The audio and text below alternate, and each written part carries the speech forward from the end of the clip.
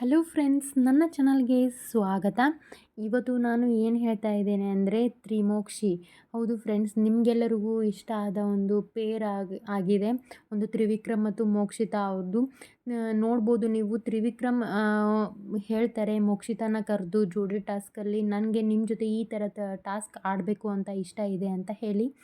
ಆಗ ಅವ್ರಂತಾರೆ, ಇಲ್ಲ ನಿಮ್ಮ ಬಗ್ಗೆ ಬೇರೆ ಅಭಿಪ್ರಾಯನೇ ಇದೆ, ಅದಕ್ಕೆ ನಾನೇ ರಿಜೆಕ್ಟ್ ಮಾಡಿದೆ ಅಂತ. ಹೌದು, ನಂಗೆ ಗೊತ್ತಾಯಿತು, ಆದರೂ ಕೂಡ ನಿಮ್ಮ ಜೊತೆ ನಾನು ಜೋಡಿ ಟಾಸ್ಕ್ ಆಡಬೇಕಾಗಿತ್ತು, ಈ ರೀತಿಯ ಟಾಸ್ಕ್ಗಳು ನಿಮ್ಮ ಜೊತೆ ಆಡಬೇಕಾಗಿತ್ತು ಅಂತ ಹೇಳ್ತಾರೆ. ಅವಾಗೇ ಗೊತ್ತಾಗುತ್ತೆ ತ್ರಿವಿಕ್ರಮ್ಗೆ ಮೋಕ್ಷಿತಾ ಜೋಡಿ ಆಗಿ ಇರಬೇಕು ಅನ್ನೋದು ಅವರಿಗೆ ಆಸೆ ಇದೆ ಅಂತ ಹೇಳಿ. ಅವರು ಇಂಡೈರೆಕ್ಟಾಗಿ ಅಪ್ರೋಚ್ ಮಾಡ್ತಾ ಇದ್ದಾರೆ. ಆದರೆ ಮೋಕ್ಷಿತಾಗೆ ಮಾತ್ರ ಏನೂ ಗೊತ್ತಾಗ್ತಾ ಇಲ್ಲ. ಹಾಗೆ ಏನಾಗ್ತಿದೆ ಅಂದರೆ, ಮುಂದೆ ನೋಡ್ತಾ ಹೋದಂಗೆ ಶಿಶಿರ್ ಅವ್ರಿಗೆ ಮೋಕ್ಷಿತಾ ಅವರು ಹೇಳ್ತಾ ಇರ್ತಾರೆ, ಹೀಗೆ ನನಗೆ ಗೌತಮಿ ಮತ್ತು ಮಂಜು ಅವರ ಟೀಮ್ ಇಷ್ಟ ಆಗ್ತಾ ಇಲ್ಲ, ಅವರು ತಾವೇ ಮಾತಾಡೋದು ಮತ್ತು ನನ್ನ ಇದು ಮಾಡ್ತಾ ಇದ್ದಾರೆ, ನೆಗ್ಲೆಕ್ಟ್ ಮಾಡ್ತಾ ಇದ್ದಾರೆ ಅಂತ ಹೇಳ್ತಿರ್ತಾರೆ. ಹಾಗೆ ಅದನ್ನು ಕೂಡ ಒಂದು ಕಾನ್ವರ್ಜೇಷನ್ ಆಗುತ್ತೆ. ಆಗ ನೆಕ್ಸ್ಟ್ ಏನಾಗುತ್ತೆ ಅಂದರೆ, ಸುದೀಪ್ ಸರ್ನು ಕೂಡ ಕ್ವಶನ್ ಕೇಳ್ತಾರೆ, ನಿಮ್ಗೆ ಯಾರು ಜೋಡಿ ಆಗಬೇಕು ಅವ್ರು ಬಿಟ್ಟರೆ ಅಂತ ಹೇಳಿ. ಎಲ್ಲರೂ ಹೆಸರು ಹೇಳ್ಕೊಂಬರ್ತಾರೆ. ಅವಾಗ ತ್ರಿವಿಕ್ರಮ್ ಹೆಸರು ಲಾಸ್ಟಿಗೆ ಹೇಳ್ಕೊಂಬರ್ತಾರೆ.